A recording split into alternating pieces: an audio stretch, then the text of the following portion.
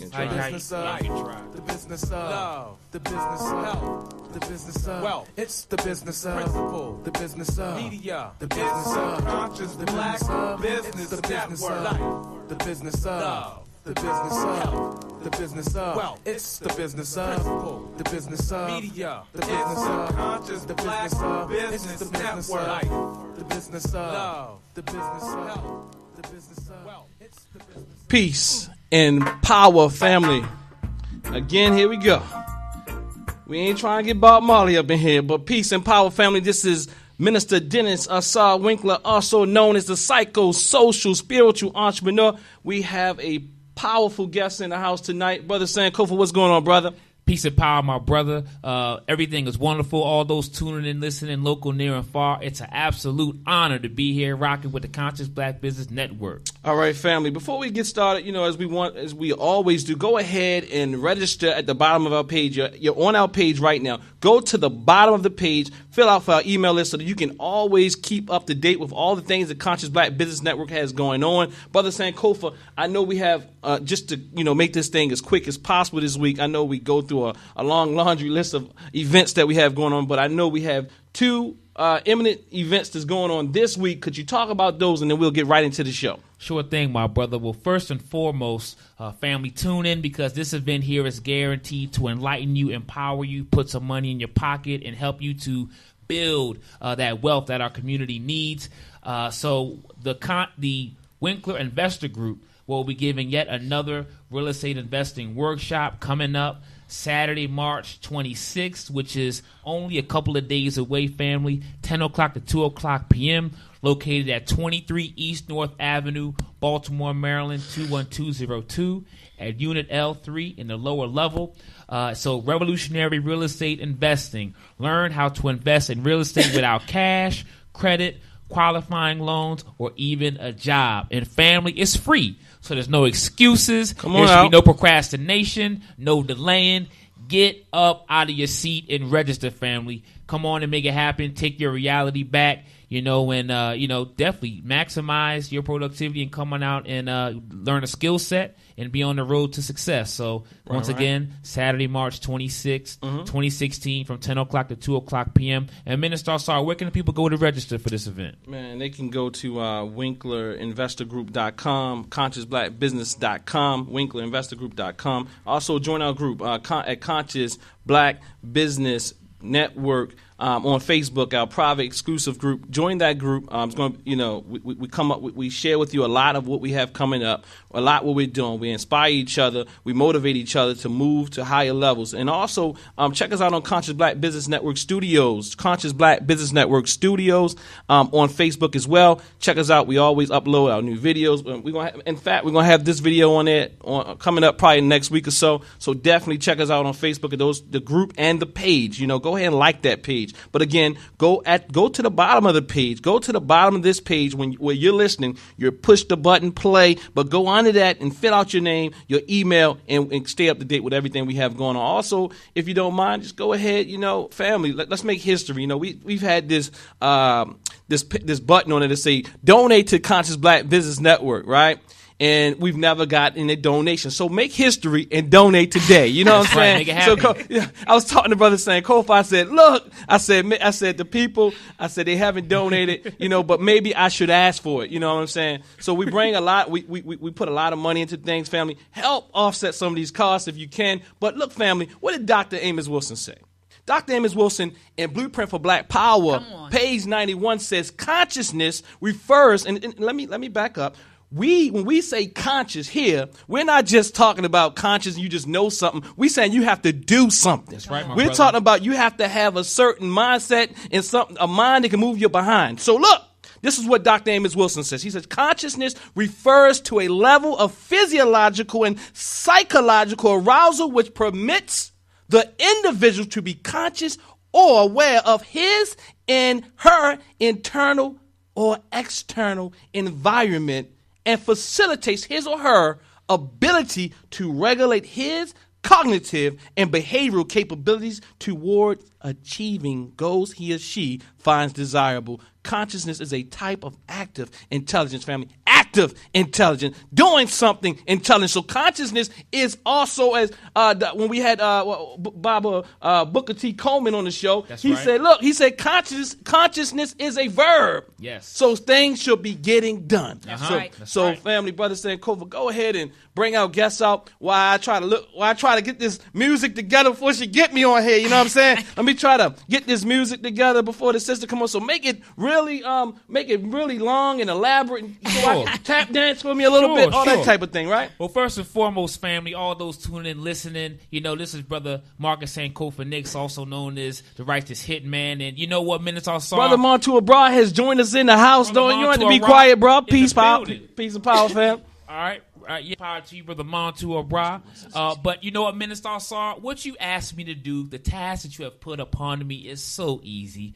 It's so simple because this sister has done so much in the community and so much for our people. I could go on for days, weeks, and years about this sister. But for the people tuning in right now, I'll give you a little synopsis, a little backdrop as to some of the things that she has been able to do. So the Queen, Sister Dr. Deanna Bailey, also known as Dr. Oya Ma'at, the co-founder and CEO of EdAnime Productions, is a native of Baltimore, Maryland, also known as Tubman City. She is a U.S. Army veteran who served a total of 8 years. While serving in the military, she received her undergraduate degree in electrical engineering from Morgan State University. She continued her education at Morgan, eventually receiving a doctorate of engineering degree. Dr. Ma'at is honors, all right, and she has been doing an elaborate work in the community. She is a part of the Tau Beta Pi Engineering Honor Society, the Lockheed Martin Scholarship recipient, Society of American Military Engineers Scholarship recipient, a distinguished honor graduate of the U.S. Army Finance School, and she is a strong advocate of our youth, a strong advocate of our children, and is deeply committed to make learning enjoyable for them. So, with the product that EdAnime Productions and the services that EdAnime Productions is giving Baltimore and our country and the world over, I mean, people have been reached from California. People have been benefited from, the products and services of EdAnime from Mississippi on to Illinois, on to Ohio, all the way as far as the United Kingdom, family. I'm not lying. So, this sister here, family, has done a lot of wonderful things, but yet she's here in the studio. She's here in the building. She's not so high and mighty with all of the things that she has done where she decided not to come and link up and connect with us. She's here right in the studio when she has two warriors with her as well. No doubt. So, you can stop tap dancing. You can stop tap dancing. You were doing an awesome job. You know what I'm saying? But you can stop. He was doing a phenomenal job. Make it easy, my sister. You make it easy. Yes. Thank you 2 minutes. I saw you paved the way for it, brother. Mel Trek, Episode 1, Exploring Ancient Africa. We're going to a different time zone where our ancestors always sat on the throne. We're going to a different time zone. Check it out, family. We're going to a different time. And this is the Mel Trek theme song. We're going to a different time zone. We're going to a different time.